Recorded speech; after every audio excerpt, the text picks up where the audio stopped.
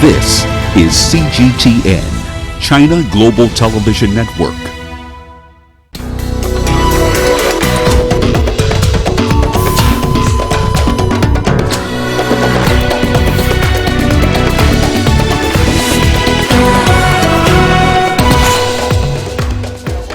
Malawians vote in hotly contested elections as incumbent President Peter Mutharika seeks another term in office. Deadlock in Sudan talks as army rulers and protesters fail to agree on the makeup of a new ruling body. And in Uganda, divers continue to search for bodies after Lake Albert boat capsizes. Hello and welcome to CGTN. This is Africa Live and I'm Karen Roberts in Nairobi. Also coming up in the programme. In business, Chinese tech giant Huawei is adamant that a US ban will not impact its 5G development. And in sport, Ghana's Asamoah Gyan quits the national team ahead of the Africa Cup of Nations. We begin the hour in Malawi, where voting to elect a new president is underway. There are 7 candidates, but only 3 are seen to have a realistic chance winning the race. The current president, Peter Mutharika, of the ruling Democratic Progressive Party, is looking to a second term. He's being challenged by his own vice president, Solus Chilima. The third serious contender is Lazarus Chakwera, leader of the main opposition Malawi Congress Party. The politically stable Southern African nation is holding its 6th election since the end of single-party rule in 1994. Well, Malawians will also be voting for members of parliament and local government councillors. But all eyes are on the presidential race, described as one of the country's most unpredictable to date. I have voted already, and I am hoping that through my vote some things will change, so that people with albinism like me will get adequate assistance. I have voted and hope the new government will build many bridges so that our students do not have challenges crossing rivers and that we will have additional boreholes around Goliath. We also need additional houses for teachers. Well, for more on this, we are now joined by CGTN's Wilkista Nyabwa, who is in Blantyre for us. Wilkista, can you give us an update on the election process so far? Thank you, Karen. Well, voting in Malawi began very, very early. By 6 a.m., voters were in queues in polling centers across the country. And we were able to visit some of these, and we found that while voting was scheduled to begin at 6, there were slight delays experienced in some polling centers as 6 a.m. found polling officials still trying to just make last-minute preparations in order to open those polling centers. However, we have seen that it has largely been an uneventful exercise in most of the polling centers where we've visited, and we found that a number of voters were able to just find their names. Those who did not have their registration cards for various reasons, some of whom were displaced by Cyclone Idai and had recently just moved, had just recently been resettled, were able to find their names on the registers as long as they had registered before and could identify themselves. This also happened in the case of those who were away from the centers where they had registered for work purposes, and they were able to identify themselves in different places. As long as their names were on the voter register, then they were able to register. So we would say it does seem that the exercise is on schedule. The queues are getting shorter and shorter. Most voters chose to come in very early so that they could go about their business. We are seeing businesses open, voters going to work, given that today is not a public holiday, and therefore some of them had to ask for permission for an hour or two to go and cast their votes and go to the office or go to work or go to the places where they conduct their businesses so that they could continue with their work. It is a normal day like any other, just taking an hour or two to be able to cast their votes. So far, it has been peaceful, it has been quiet, voters waiting for their turn to come and cast their votes, and it does seem to be on schedule. It does appear that by the time most of the stations will be closing, a number of the voters who are registered to vote there will have already cast their votes, although we will not have a clear picture of the voter turnout, at least until maybe the results start streaming in. But right now it does appear to be largely uneventful. Karen. So no problems other than, as you say, some delays with some of the voting centres. What can we expect in the coming hours, and how long do you think this exercise is likely to go on for? Well, the polling exercise is scheduled to go on for 12 hours from 6 a.m. to 6 p.m. barring any unforeseen circumstances. Once the polling centers close at 6 p.m., then the tallying begins, and this year they will be tallying at the centers. So they will be counting at the centers and then relaying those results to the Malawi Electoral Commission, which does have a center in Blantyre, and those results will be relayed electronically. So they are saying they do not anticipate challenges. However, even if there are challenges, the results will be relayed both electronically, and then the forms that have been filled by the electoral officials will also be taken to Blantyre. So that is what happens in Blantyre. It is the collating of all the results that come from the over 1,000 polling centers in 193 constituencies around the country. And therefore, the Electoral Commission has said that while it has the provision to take at least 8 days to announce the results, it will not be in a hurry to announce the results. It wants to ensure that it does have the right numbers and that these numbers are not in dispute. So it does say that officials will take their time ensuring that they put together the numbers and that they get all the right numbers before they announce the results, and they do have 8 days to do that. So we will be waiting for those results. Karen. Okay, thank you very much for that update. That was CGTN's Wilkista Nyabwa there in Blantyre in Malawi following the elections there. Moving on to other news now. Sudan's ruling Transitional Military Council and protesters have once again failed to strike a deal. The sit-in and street protests in Khartoum are therefore continuing in the capital. Demonstrators are demanding a transition to civilian rule and justice for the deaths of protesters. Well, a 3-year transitional period has generally been agreed upon.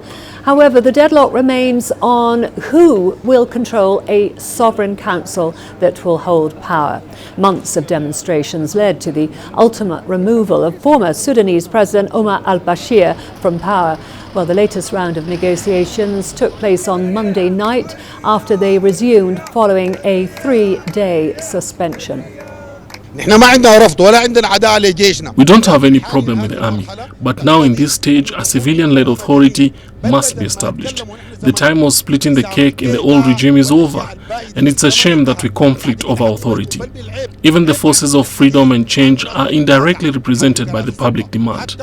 They don't express their own opinion, they represent the points of views of Sudanese people. To Uganda now, where search and rescue efforts are ongoing after a boat capsized in Lake Albert. Well, the boat was carrying more than 50 football players and fans from the western Uganda district of Hoima. They were travelling to the Runga landing site for a friendly match between local clubs. So far, 32 people have been rescued and at least 8 have been confirmed dead.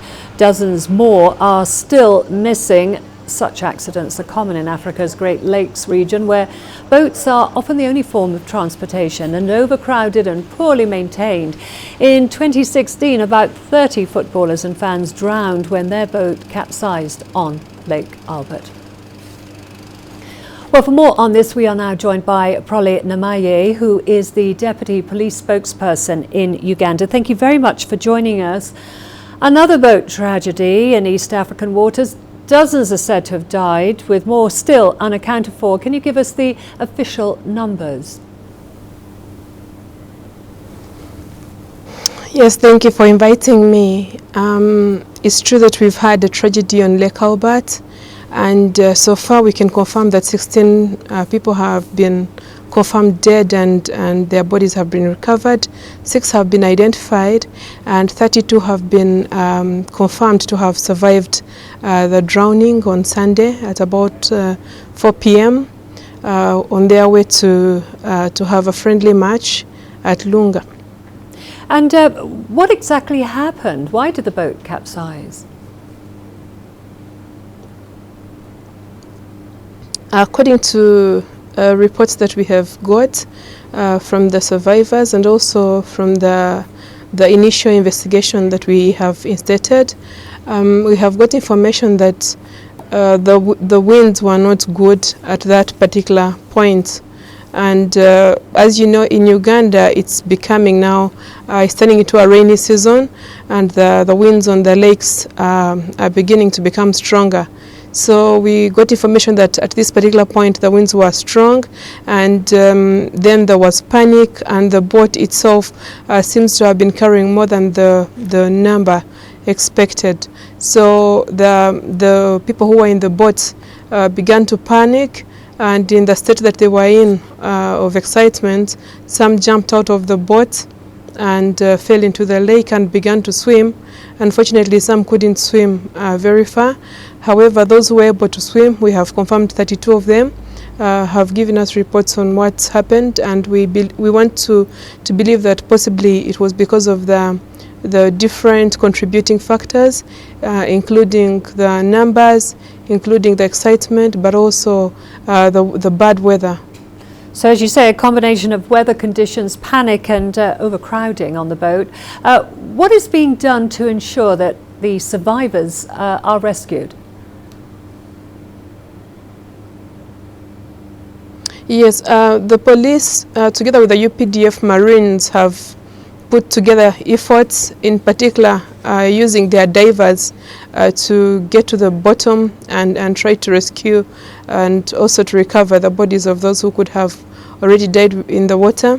As I said, we already have 16 now of those who are suspected to have drowned, and we are still counting because we got reports that the boat was carrying about and over 50 people. So far 32 are confirmed alive, and now we have a report of 16. So we're continuing because we haven't yet stopped the operation. We're continuing to search, and in the event that there are people who are still trapped under the waters, we'll try to find them. Okay, thank you very much for joining us. That was Proli Namaye there, the Deputy Police Spokesperson in Kampala, Uganda, following the capsizing of the boat on Lake Albert. We are now going to a short break. Don't go away, lots more to come, including South African ex-President Jacob Zuma returns to court for corruption charges. And Somali Prime Minister meets with EU Chief of Foreign Affairs.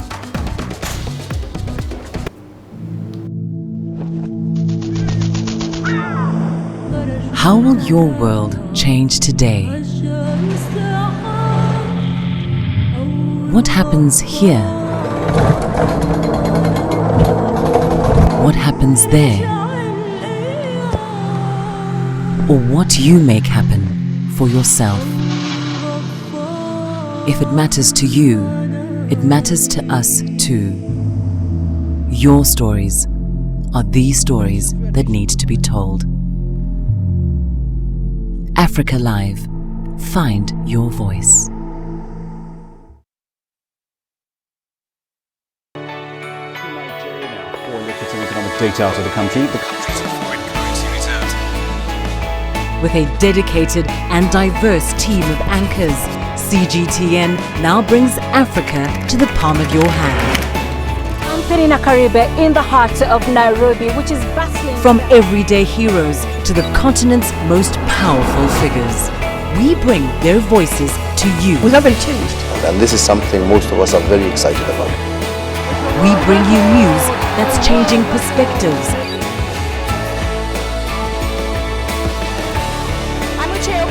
Reporting from Nairobi's city center. News that brings Africa to the world.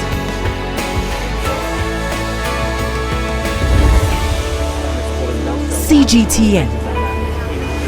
See the difference.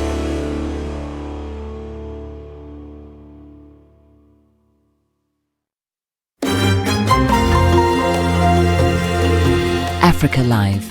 Find your voice.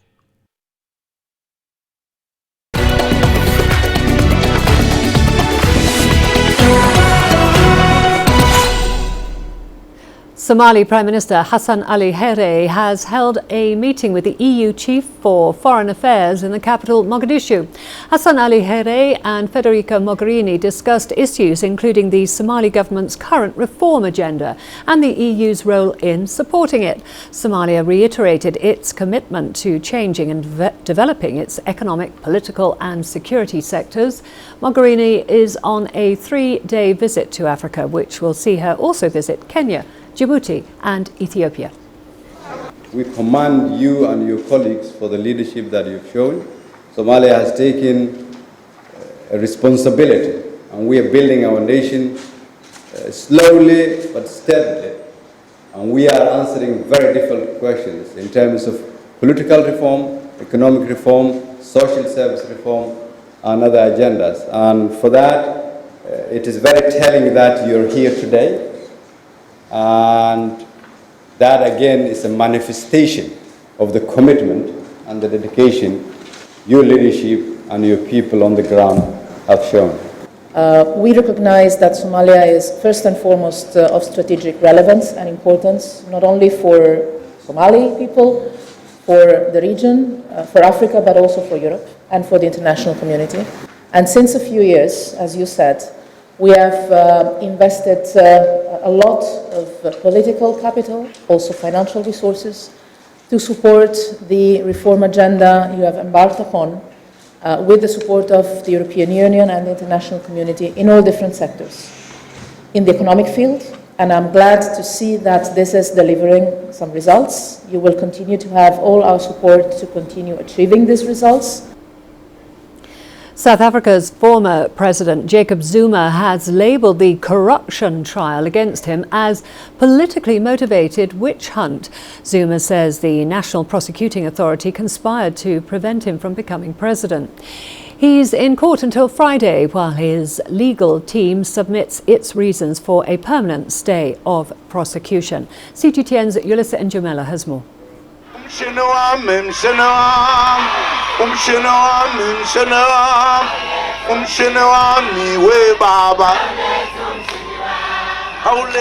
Defiant and self-assured, former President Jacob Zuma was his vintage self as he belted songs that he's well known for.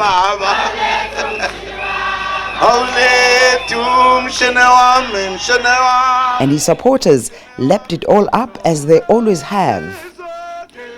Addressing them in his native language, isiZulu, Zuma told his devotees that his case has been unnecessarily dragged on for years. The case has been on and off for 15 years. He went on to say those who were meant to be witnesses have even forgotten their testimonies. Some have died, while some presiding judges have retired.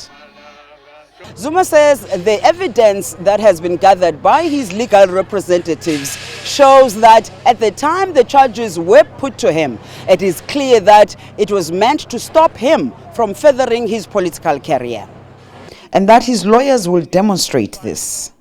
There are lots of things that have been revealed. My legal representatives have been asking, what is it that forced the NPA to charge me? Then they found out that it's because there was an upcoming ANC electoral conference that was to be held in Polokwane. I was being prevented from ultimately being the president.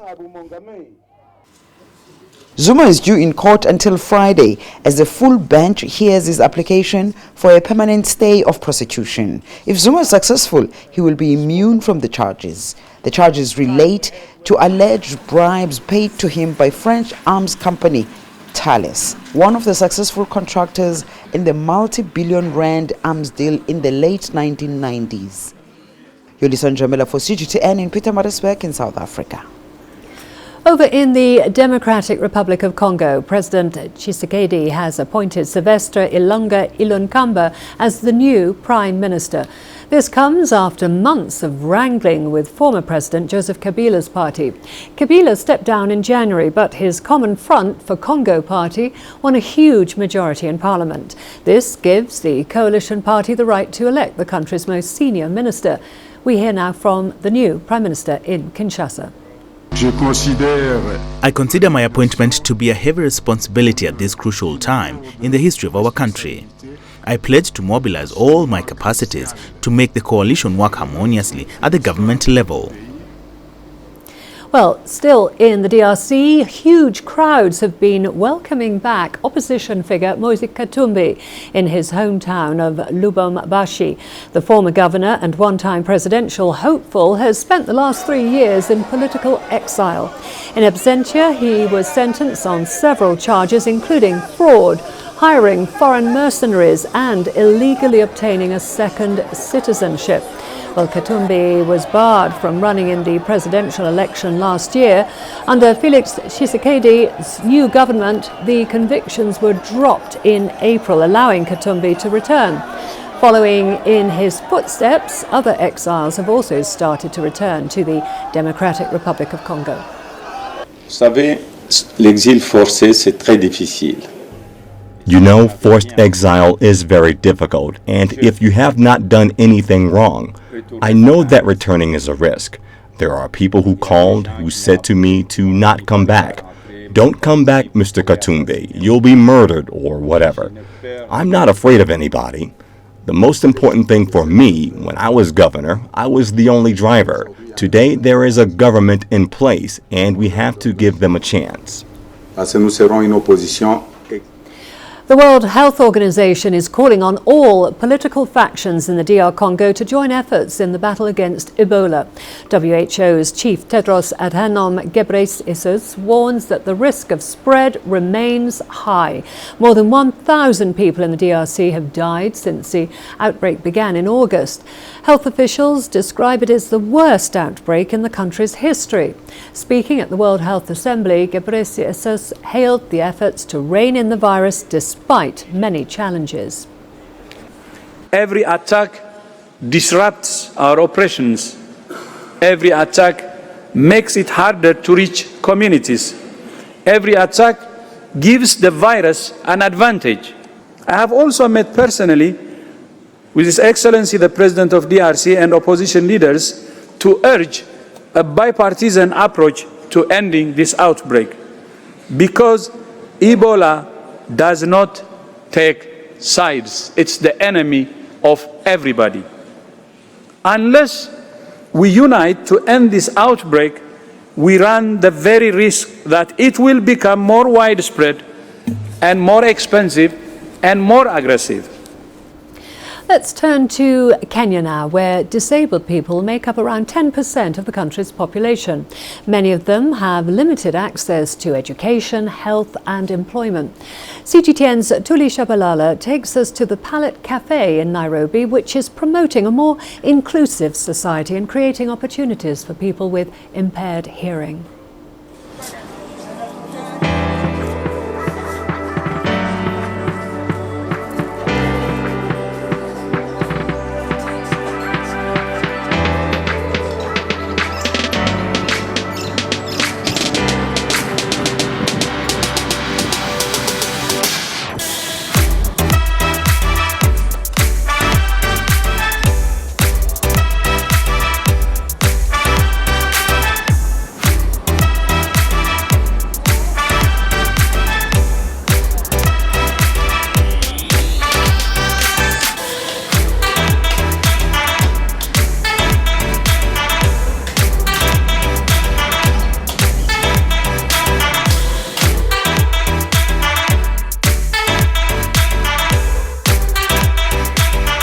Palette Cafe is our little silent world, garden ambience, where there's all the love.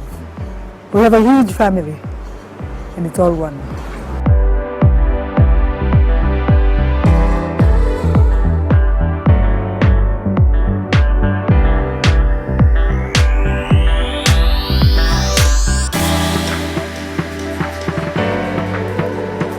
we decided to hire people with hearing impairment just to prove to society that these guys have no disabilities.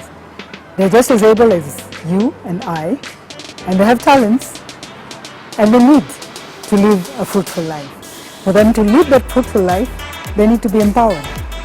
So that's exactly what we did.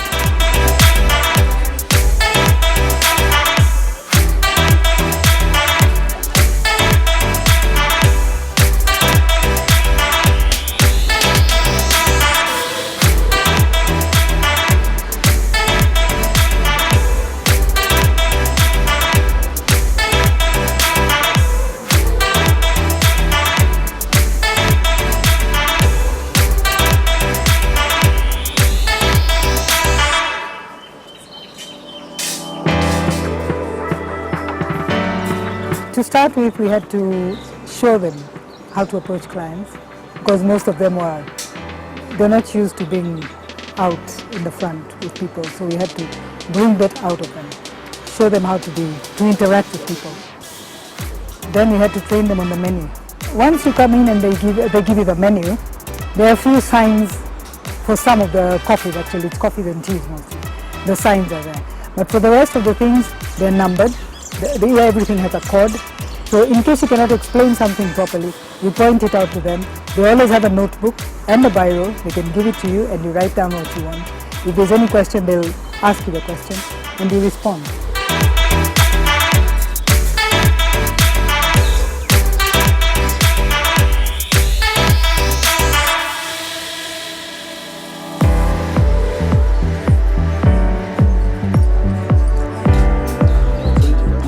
Very different from other restaurants, only because you begin to realize that there is much more ways to communicate than just speech, and the food is amazing. So I mean, and that's what your restaurant should do. First of all is to eat and to have an experience.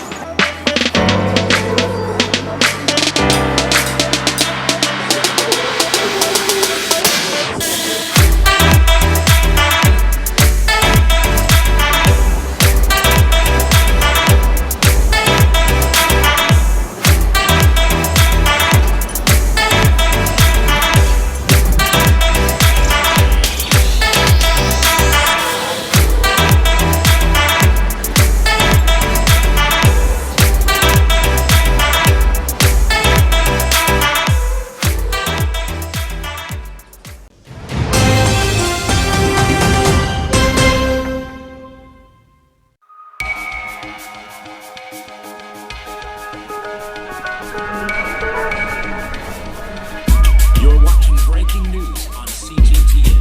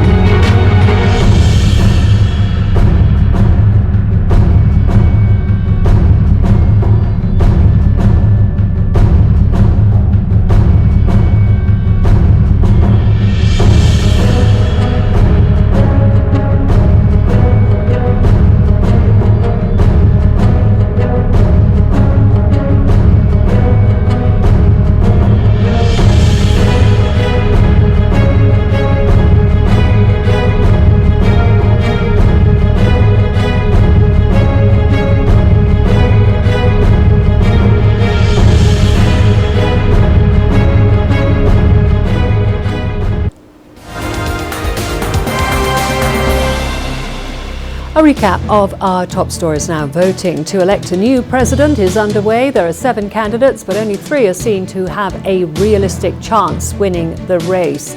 The current president of Malawi, Peter Mutharika, of the ruling Democratic Progressive Party, is looking to a second term. He's being challenged by his own vice president, Solis Chilima. The third serious contender is Lazarus Chakwera, leader of the main opposition Malawi Congress Party. Sudan's ruling Transitional Military Council and protesters have once again failed to strike a deal. The sit-in and street protests in Khartoum are therefore continuing in the capital. Demonstrators are demanding a transition to civilian rule and for justice for the deaths of protesters. A 3-year transitional period has generally been agreed upon. However, the deadlock remains on who will control a sovereign council that will hold power. In Uganda now, search and rescue efforts are ongoing after a boat capsized on Lake Albert. The boat was carrying more than 50 football players and fans from the western Uganda district of Hoima. They were travelling to the Runga landing site for a friendly match between 2 local clubs. So far, 32 people have been rescued and at least 16 confirmed dead. Dozens more are still missing. And Somali Prime Minister Hassan Ali Here has held a meeting with the EU Chief for Foreign Affairs in the capital, Mogadishu. Hassan Ali Here and Federica Mogherini discussed the Somali government's current reform agenda and the EU's role in supporting it. Somalia reiterated its commitment to changing and developing its economic, political and security sectors. Mogherini is on a 3-day visit to Africa, which will see her also visit Kenya, Djibouti and Ethiopia. And those are the top stories that we are covering for you.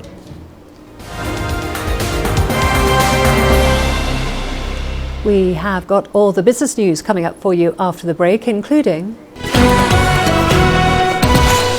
Chinese tech giant Huawei is adamant that a US ban will not impact its 5G development. And South Africa's Amplats fires hundreds of mine workers over an illegal strike. Africa is the nexus of enterprise, and global business will tell you why it matters. From the mega investment projects to multi-billion-dollar mergers and acquisitions. Africa today collects, just in terms of revenues from taxes alone, $545 billion a year. If you take 10% of that and you devote it to the energy sector, problem solved. All this on Global Business, weekdays at this time on CGTN. There's more to this place than just glorious landscapes. There's more to it than just, say, Table Mountain or glorious, endless salt flats. There's more to it than countries that are home to some of the deepest mines in the world. There is so much more to this place, even if it is home to some of the finest diamonds on the planet. It is the sheer diversity of the people who call Southern Africa home, and the relentless drive to make it a better place that make it so special. And we know that because this too is home.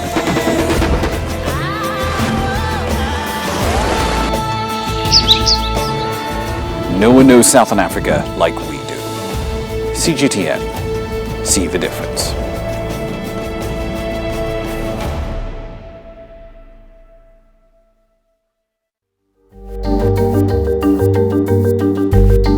Africa Live. Find your voice.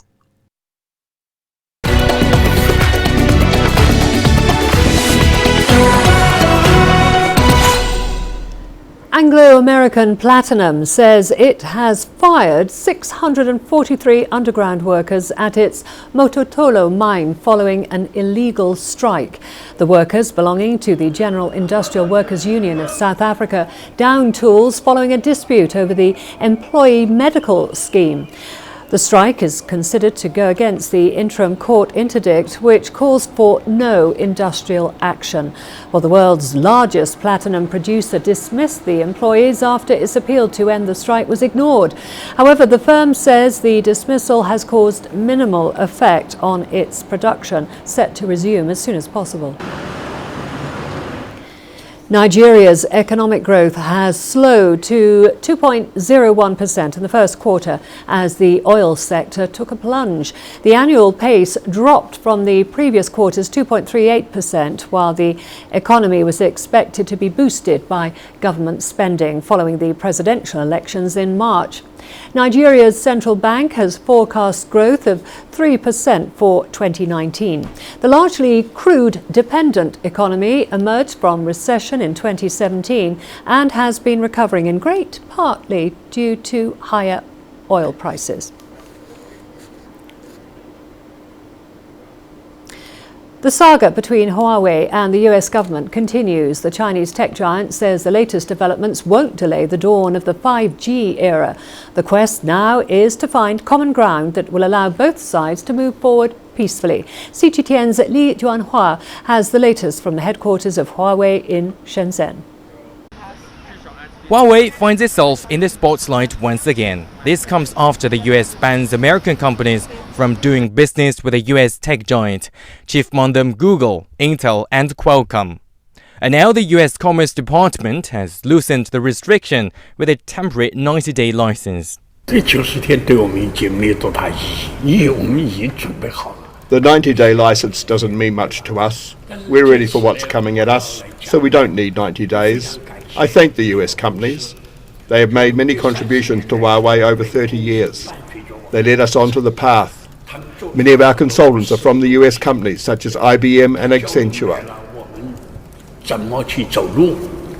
Huawei suppliers could, however, suffer a blow. The company's global supply chain includes over 30 US companies, which made over $10 billion from Huawei last year. And Huawei affiliate HiSilicon, a spare tire for its chipset making, may no longer be spare. Ren Zhengfei went on record as saying Huawei won't reject American chipsets narrow-mindedly, and even in peaceful times, half the chips are from Huawei and half from the US. Huawei won't be affected in the most advanced fields, at least our 5G technology. And we are ahead of other companies 2 or 3 years. Huawei dominates the world markets in telecom equipment. Its global market share stood at 29% in 2018. Its smartphone sales are second only to Samsung. Some countries, including Germany, the UK and Canada, are now sitting on the fence and keeping their options open. Li Jianhua, CGTN, at the headquarters of Huawei in Shenzhen. An Egyptian joint venture, Arab contractors and the El Soweidi Electric Company have started construction of Tanzania's $4 billion hydroelectric power station. The facility is being built on the Rufiji River at Stigler's Gorge and is set to double Tanzania's total generation capacity. CGTN's Yasser Hakim caught up with Ahmed El Soweidi, the CEO of El Soweidi Electric Group. We are mainly focusing on the power sector, water, roads, bridges, all things related to the infrastructure of the governments and the countries. Plus, we are focusing a lot also on the manufacturing. Tell us more about the huge project that you have landed in Tanzania, the dam in Tanzania, and the details about how you landed this deal.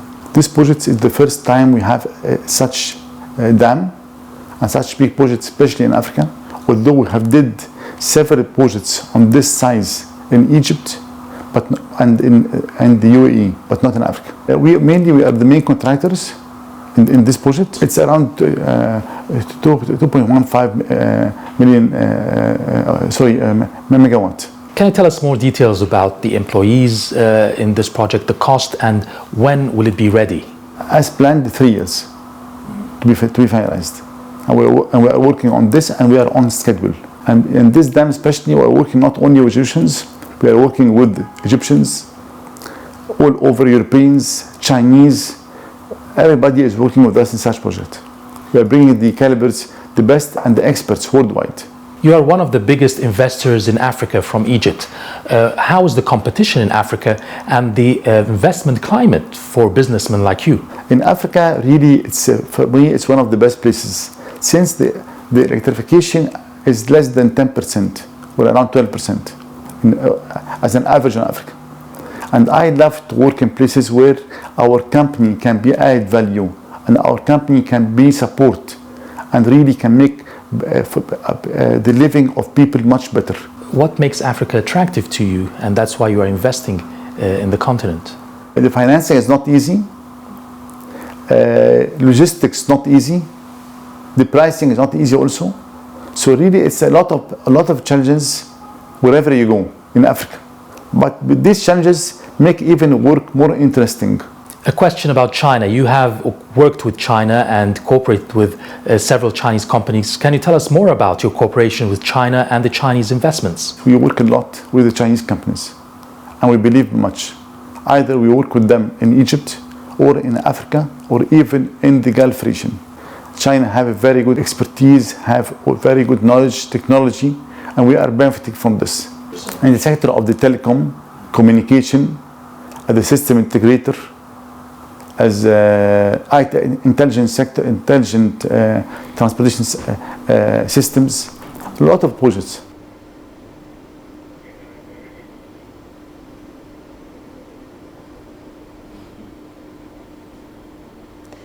That was